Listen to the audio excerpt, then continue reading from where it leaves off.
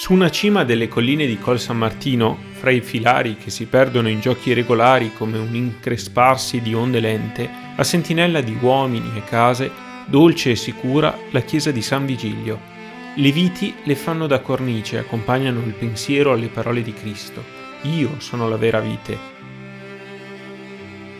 Accogliente diventa rifugio per chi dalla valle abitata e urbanizzata vuole elevarsi più in alto all'incontro con Dio, e per chi dal rumore della via desidera passare al silenzio della preghiera.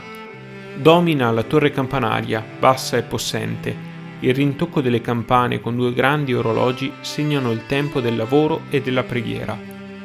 I documenti attestano a partire dal 1217 la presenza di questa chiesa, ma molto più antica è stata la sua origine. Il portale, fuori asse, racconta di allargamenti e aggiunte avvenute nei secoli XIV e XVI sulla primitiva navata rettangolare.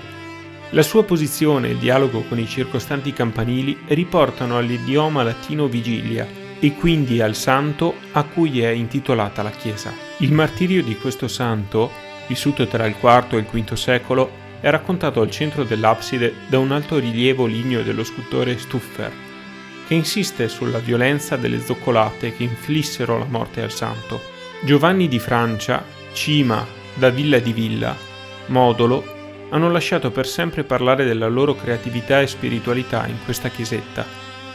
I santi raffigurati sulle pareti diventano amici cui rivolgersi in intime e profonde preghiere.